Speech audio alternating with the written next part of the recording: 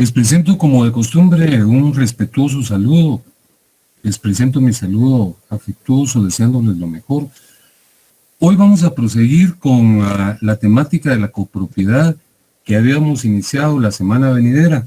Mientras hago una breve evocación del tema para posibilitar el acceso de otras personas, porque yo creo que 10 minutos de holgura es un lapso conveniente. Yo sé que todos andamos corriendo, pero creo yo que sí es viable incorporarse dentro de los términos que yo estoy señalando. Quería comentarles de manera previa algo.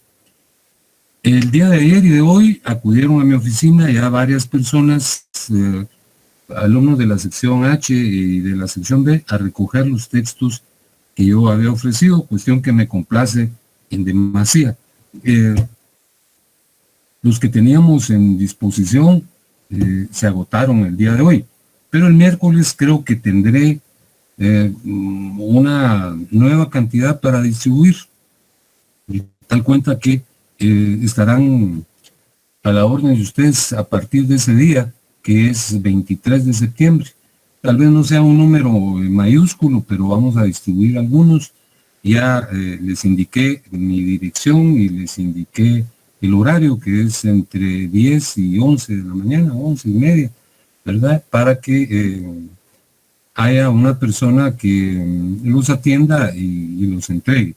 Les reitero pues que hoy, ayer y hoy, se entregaron textos ya, los que hemos ido recibiendo, los hemos distribuido, y una cantidad que creo que es exigua comparada con la población, que es una enorme cantidad de alumnos, estará a la disposición de los que lleguen y primero se registran, ¿verdad? Para que la persona que esté presente en la oficina los identifique. Bueno, yo creo que sí ya es el momento de empezar con la clase.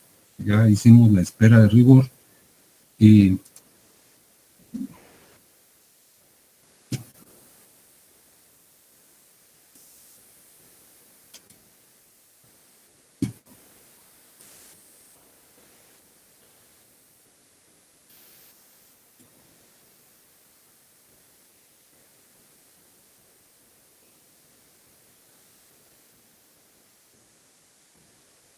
ya tenemos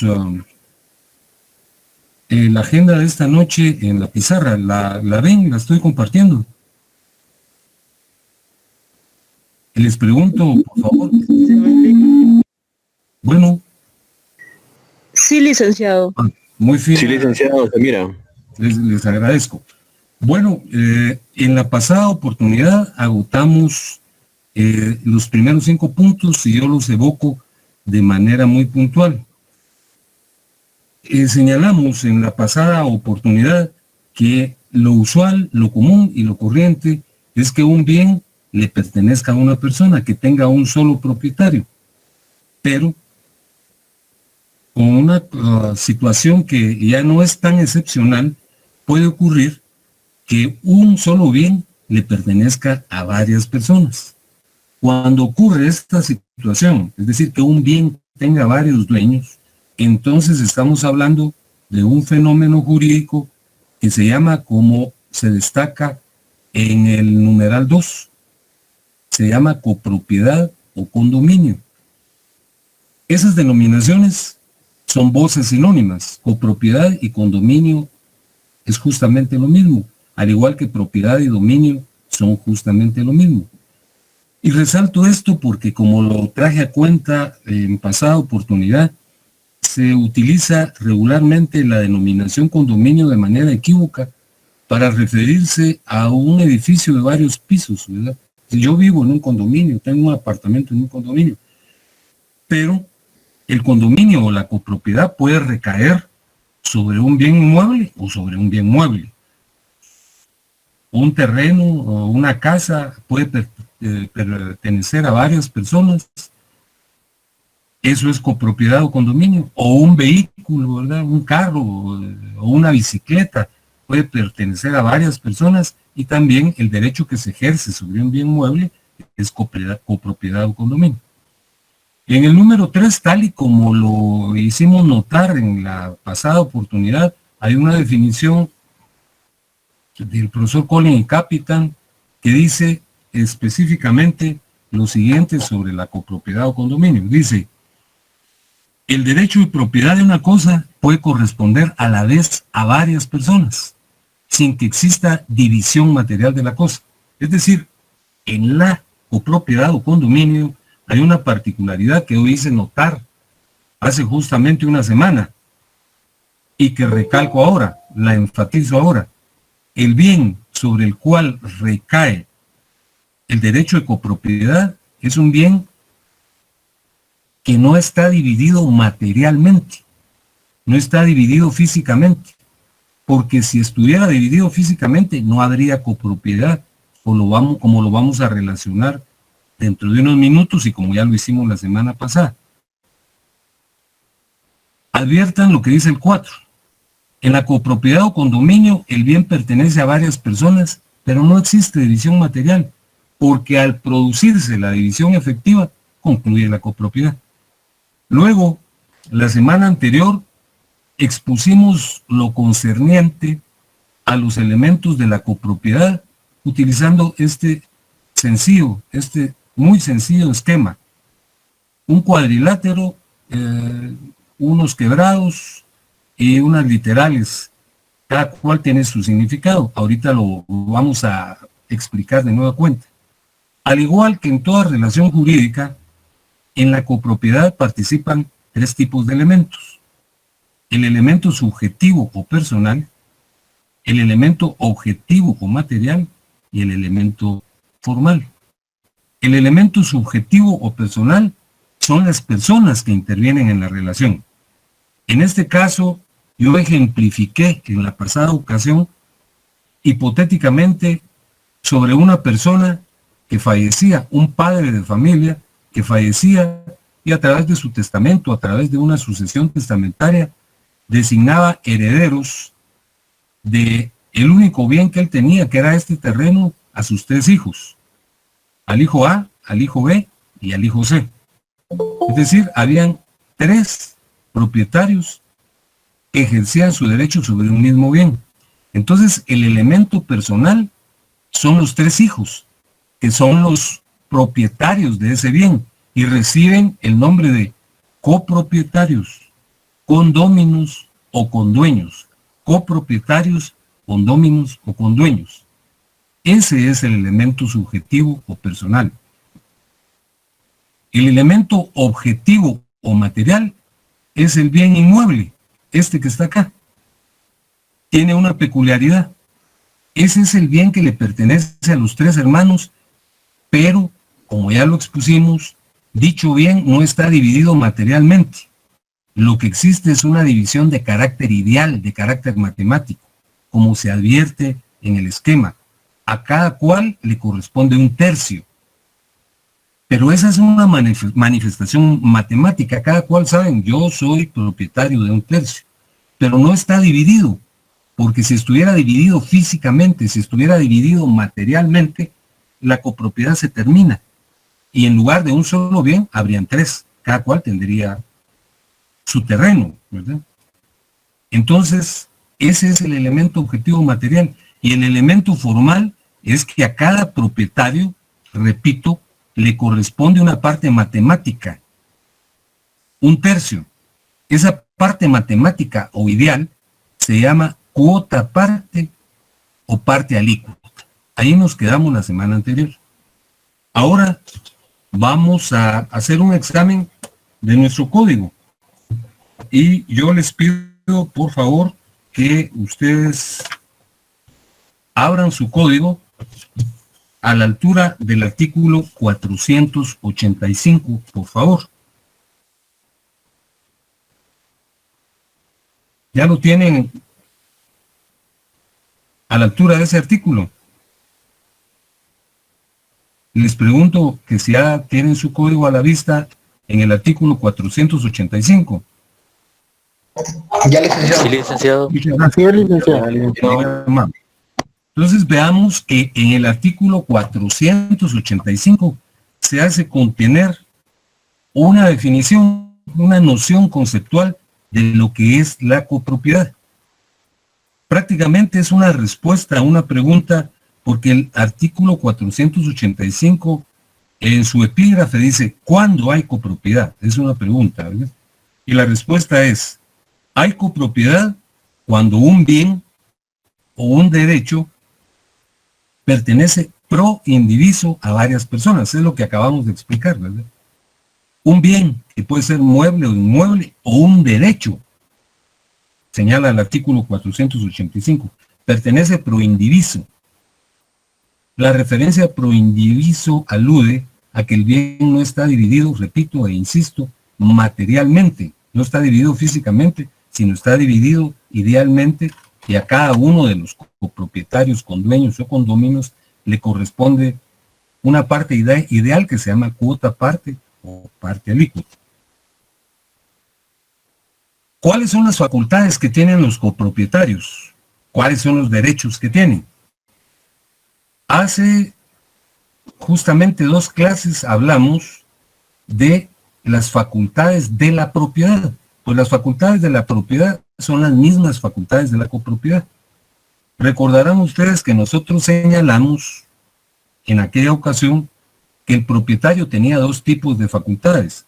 En primer lugar, la facultad de uso o disfrute. El uso, que es la utilización del bien de conformidad con su naturaleza, y el disfrute, que era el aprovechamiento de los frutos, que pueden ser naturales, industriales o civiles. Y hay otra facultad, que es la facultad de disposición. La facultad de disposición es el género, que es el derecho que tiene un propietario de decidir el destino de un bien. Y la facultad de gravar, que es imponerle una limitación a un bien de nuestra pertenencia para garantizar el cumplimiento de una obligación. Pues bien, el artículo 487 determina las facultades de varios y dice uso de la cosa común, artículo 487. Dice el artículo, cada partícipe podrá servirse de las cosas comunes, siempre que disponga de ellas conforme a su destino, y de manera que no perjudique el interés de la comunidad, ni impida a los copropietarios usarla según su derecho.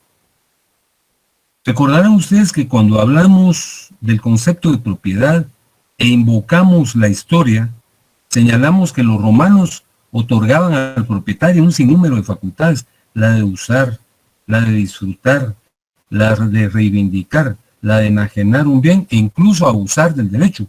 Podían destruir los bienes de su pertenencia.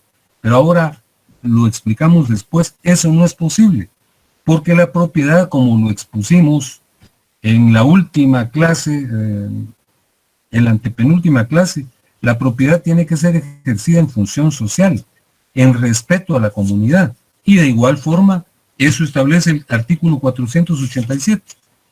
Cada partícipe, cada condueño podrá usar las cosas comunes siempre que no abuse de su derecho. Dice, siempre que disponga de ellas conforme a su destino y de manera que no perjudique el interés de la comunidad ni impida a los copropietarios usarlas según su derecho.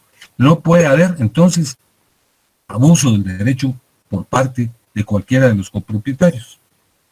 Y además de ese derecho tienen obligaciones. Eso está regulado en el artículo 488, que les pido que lean o que leamos conjuntamente. Dice el artículo 488 lo siguiente. Obligaciones de los comuneros.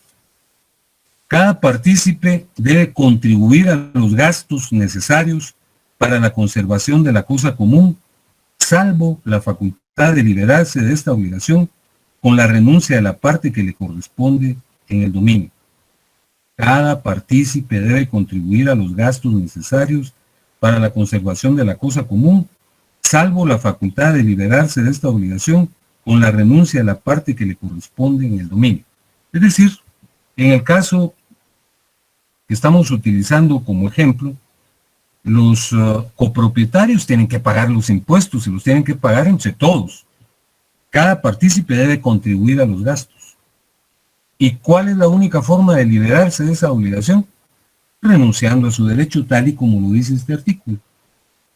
Salvo la facultad de liberarse de esta obligación con la renuncia de la parte que le corresponde. Fíjense que hay un artículo en el cual se consigna un derecho muy peculiar que vamos a resaltar a continuación. Está regulado en el artículo 491. Dice el artículo 491, derecho de cada condueño. Lo leo, leámoslo, por favor. Artículo 491. Derecho de cada condueño. Todo condueño tiene la plena propiedad de la parte alícuota que le corresponde. La plena propiedad de la parte alícuota que le corresponda.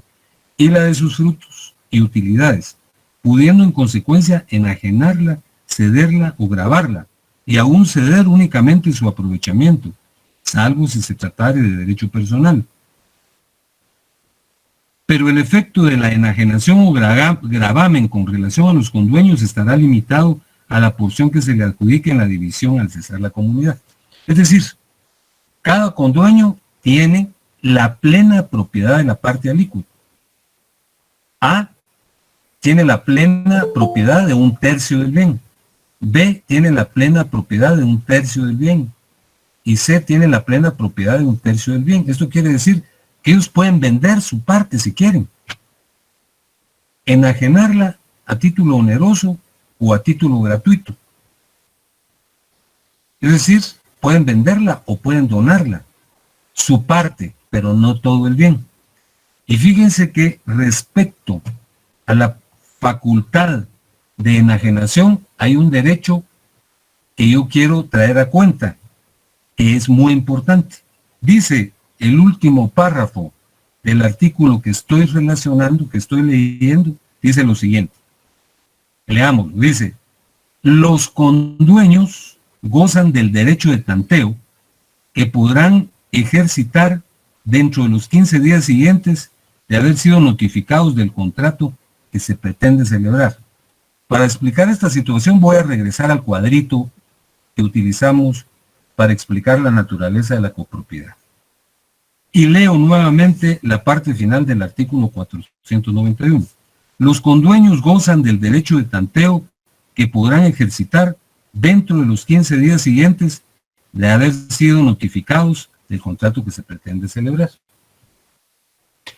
Cuando hablamos de los derechos reales y de las características de los mismos, señalamos que el derecho real es un poder inmediato y directo que una persona ejerce sobre un bien.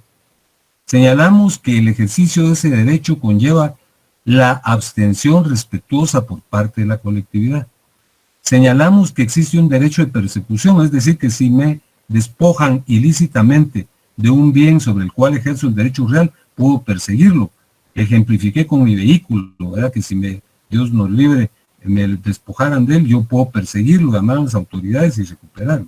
Pero finalmente existe un derecho de preferencia. Esto ya lo había ejemplificado, pero lo traigo a cuenta de nueva cuenta. Ya lo había ejemplificado, pero lo traigo a cuenta de nuevo.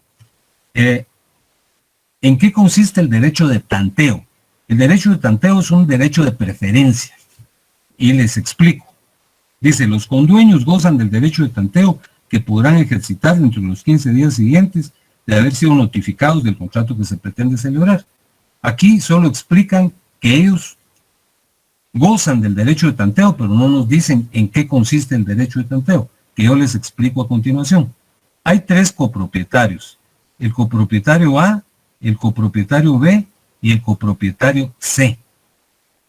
Imaginémonos que el copropietario A quiere vender la tercera parte que le corresponde y se la quiere vender a una persona ajena, ¿verdad?, al señor X, y se la está vendiendo en 100,000 quetzales.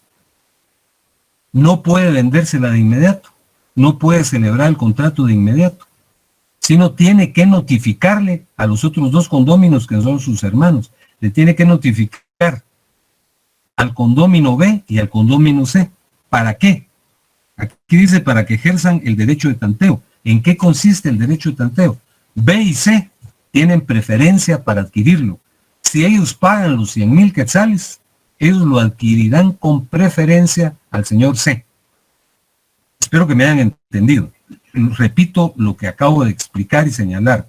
El derecho de tanteo consiste en un derecho de preferencia, que se ejemplifica en la situación que yo acabo de describir y que estoy repitiendo en este momento. El condómino A, que es propietario de 1/3, quiere vender su cuota aparte a una persona ajena, ¿verdad? Al señor X. Y dije que lo quería vender en 100,000 quetzales. Pero no se lo puede vender de manera directa porque de manera previa tiene que notificarle a B y a C con las formalidades de rigor. Es decir, tiene que notificarles por escrito. Hermanos, yo quiero vender mi cuota aparte y el señor X me ofrece 100,000 quetzales. Entonces B y C pueden asumir cualquiera de estas dos actitudes. Pueden decirle, véndela, eso es cosa tuya. O pueden decirle, miren, no la vendas porque nosotros te la queremos comprar. Te la vamos a comprar entre las dos, o uno solo de ellos puede comprarla. Entonces, les notifica y les da 15 días para que resuelvan.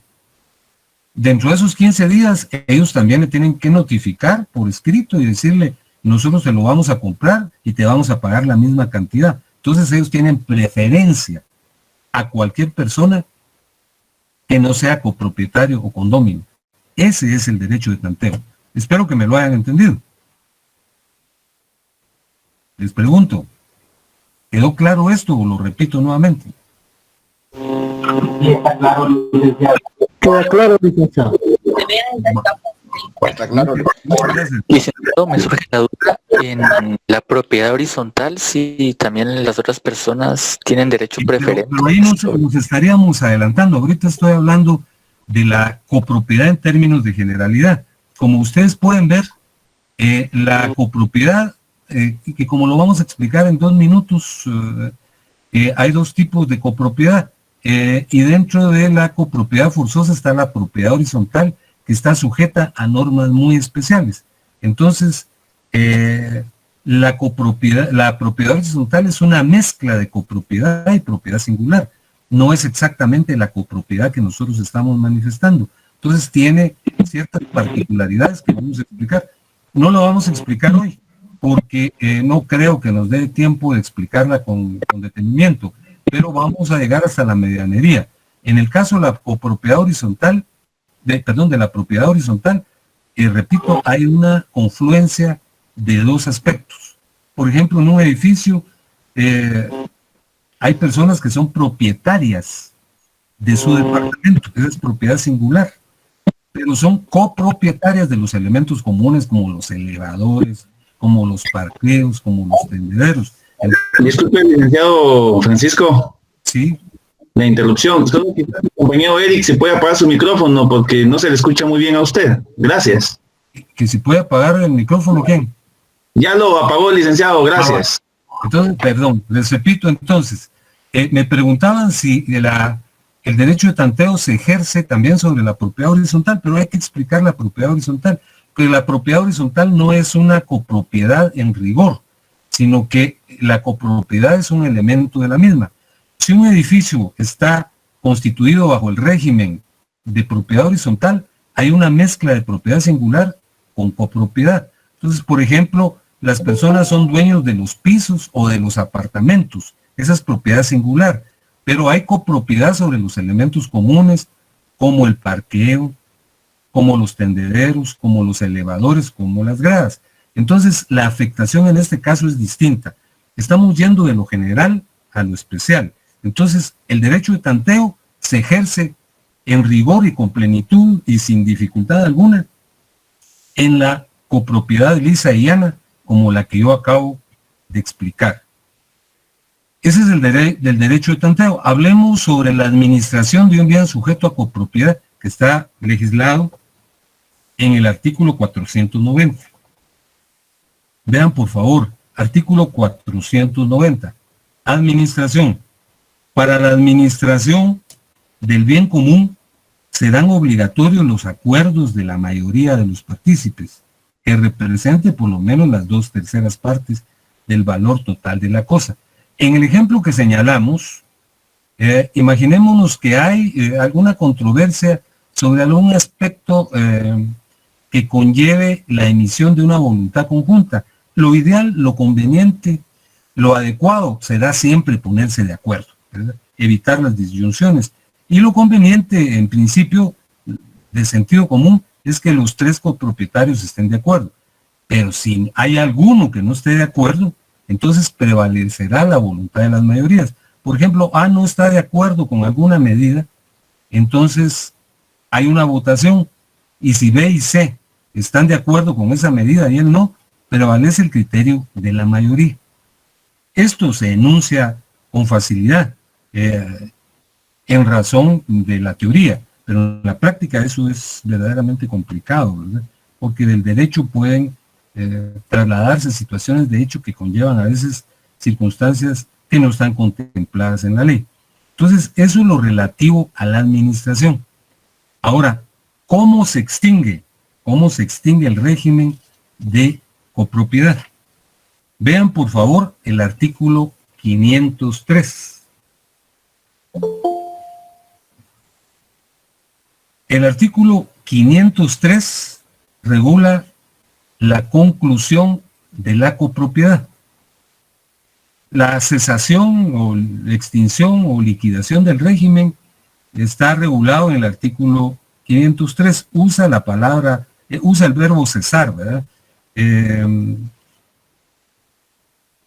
Cesa la copropiedad. La copropiedad cesa por 3 supuestos: por la división de la cosa común, por su pérdida, destrucción o enajenación, y por la consolidación o reunión de todas las cuotas en un solo copropietario. Hablemos de cada uno de estos supuestos. La copropiedad cesa por la división de la cosa común.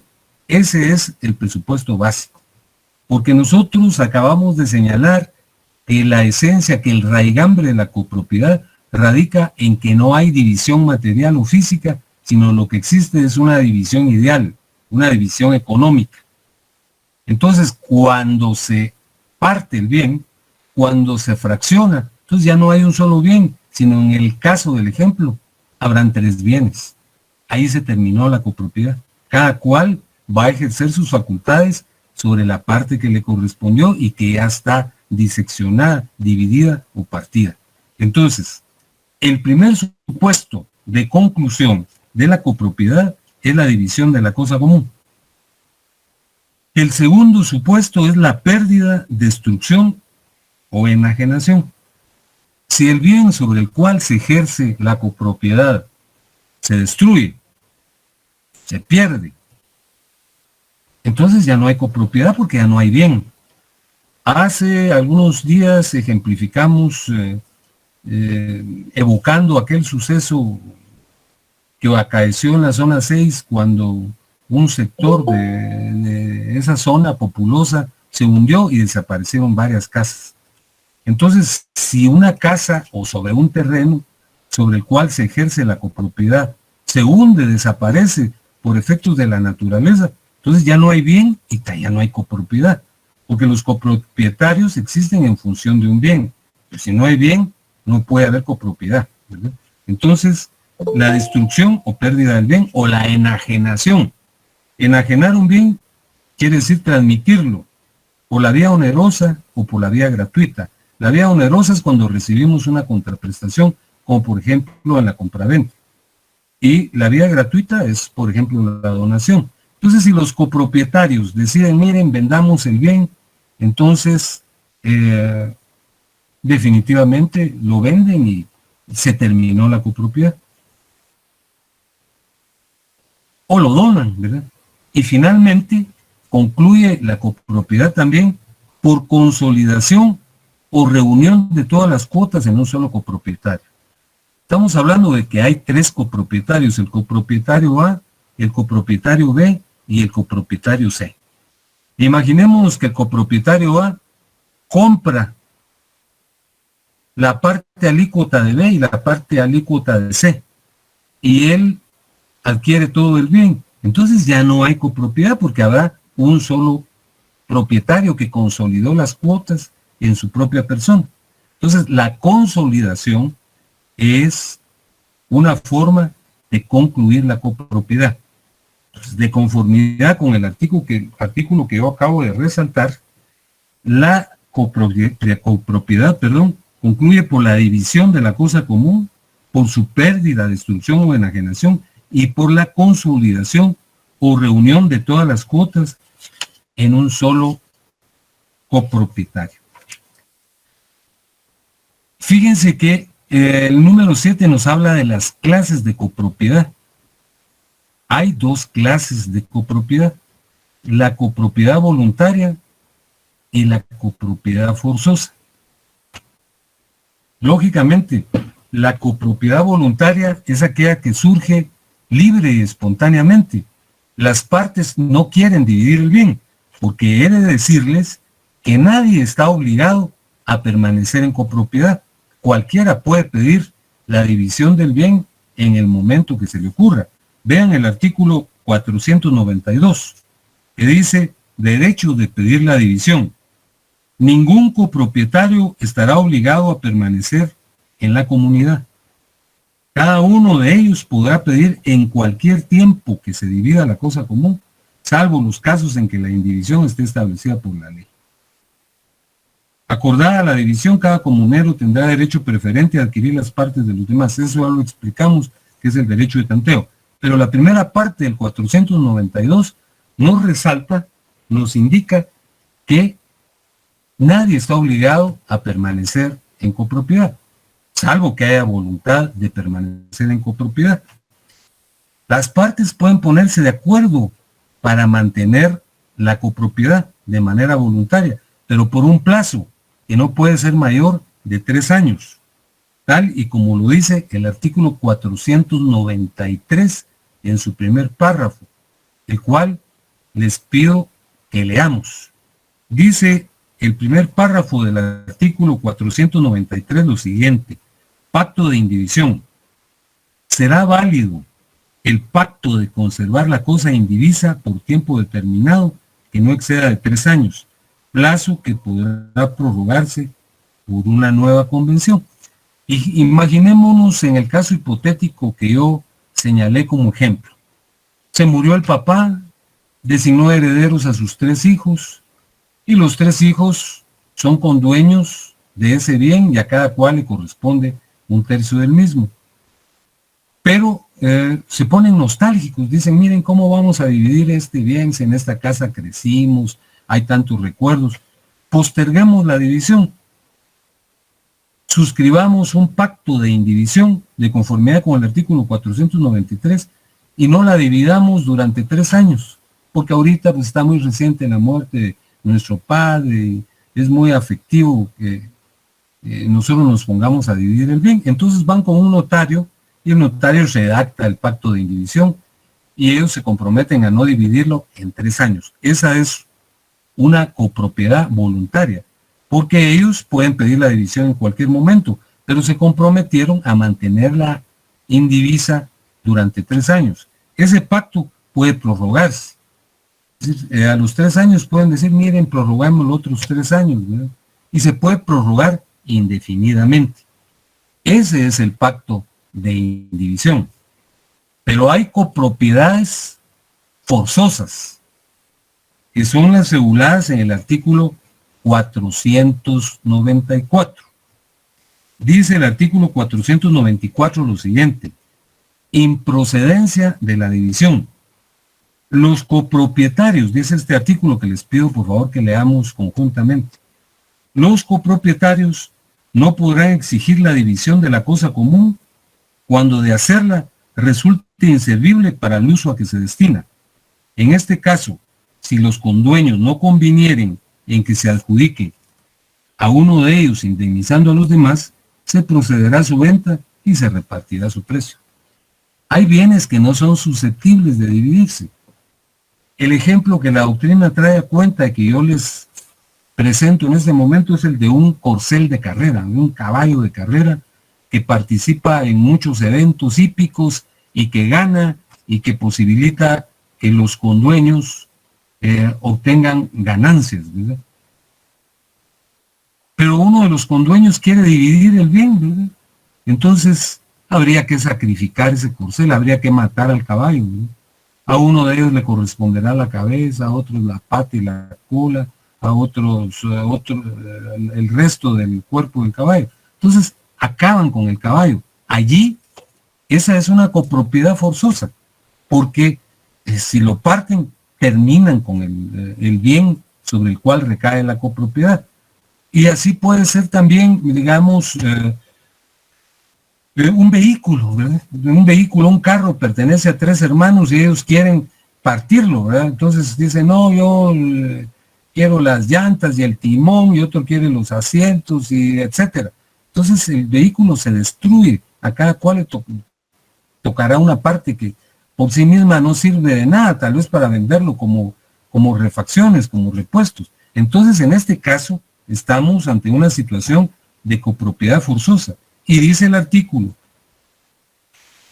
que existe la posibilidad de que ese bien se le adjudique a uno de ellos, y al que se le adjudique tiene que pagarle a los demás, ¿verdad? Dice, si los condueños no convienen en que se adjudique a uno de ellos indemnizando a los demás, se procederá a su venta.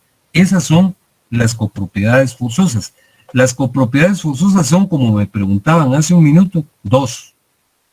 La medianería y la propiedad horizontal.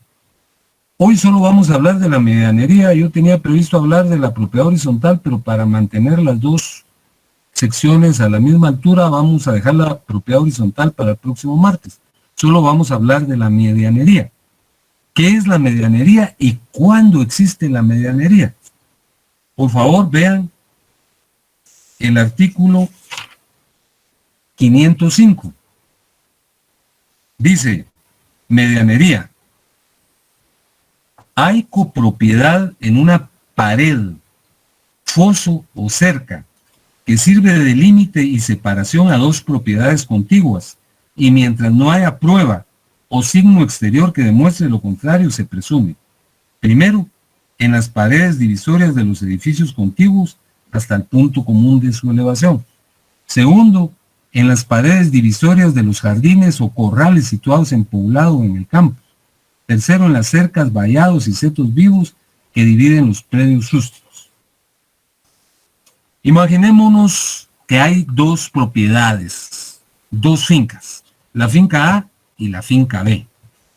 Son contiguas, están pegadas, pues. Y justamente en la línea divisoria de ambos aparece construido un muro o una pared. El 50% de esa pared descansa sobre la superficie de la finca A y el otro 50% descansa sobre la superficie de la finca B. ¿De quién es esa pared? Pues es de ambos. Hay copropiedad por medianería. Entonces la medianería existe, tal y como lo dice el artículo 505. Hay copropiedad, dice, en una pared, foso o cerca que sirve de límite y separación a 2 propiedades contiguas, y mientras no haya prueba o signo exterior que demuestre lo contrario, se presume. Es decir, si no hay un signo que demuestre que no hay copropiedad, se presume que existe. Y por eso, en los 3 supuestos que se regulan en el artículo 505, se presume la existencia de copropiedad por medianería. Ahora, ¿cuándo no hay medianería? Aquí, en el artículo 505, estamos respondiendo cuándo hay medianería. En el artículo siguiente, en el 506, se establece cuándo no hay medianería. Dice el artículo 506 lo siguiente: signo contrario a la medianería. Hay signo contrario a la medianería, primero. Bueno, son 9 supuestos, voy a leer algunos. Primero, cuando hay ventanas o huecos abiertos en las paredes divisorias de los edificios. Segundo, cuando conocidamente toda la pared, vallado o seto están construidos sobre el terreno de una de las fincas y no por mitad entre uno y otro de las dos contiguas. Cuando la pared, dice el tercero, soporta las cargas de carreras, pisos y armaduras de una de las posiciones y no de la contigua. Bueno, imagínense que hay una pared, un muro que separa dos propiedades, pero en él hay ventanas, ¿verdad? Y el balcón de la ventana está fuera del contexto de una de esas paredes, lo cual quiere decir que la ventana es propia de una de esas propiedades. Entonces ahí obviamente no hay medianería, porque la ventana está construida para que los moradores de una finca vean para el otro lado, ¿verdad? Entonces no hay medianería, ahí no se aplica la presunción. Luego dice que cuando conocidamente toda la pared, vallado o seto están construidos sobre el terreno de una de las fincas. Obviamente, si la pared que divide a las dos fincas está construida sobre el área de una de las fincas, les dije que estaba la finca A y la finca B, pero la pared que las divide está construida solo sobre el área de la finca A, entonces ahí tampoco hay medianería, porque la pared está dentro de la propiedad A, dentro de la finca A. Y en tercer lugar, para no examinar más que 3 casos, cuando la pared soporta las cargas de carreras, pisos y armaduras de una de las posiciones y no de las contiguas. Por ejemplo, si las vigas del techo de la finca A son soportadas por ese muro, entonces ese muro es de la finca A, ahí no hay medianería. Bueno, con ese tópico concluimos la clase de esta noche y quedamos pendientes con la propiedad horizontal. Les resalto nuevamente lo que les dije al principio de esta exposición, que el miércoles tendré otros textos de los derechos reales. El martes les digo cuántos tendré para que las personas que estén interesadas acudan a recibirlos. Les deseo la mejor de las noches y que descansen, por favor, siempre con mucho cuidado.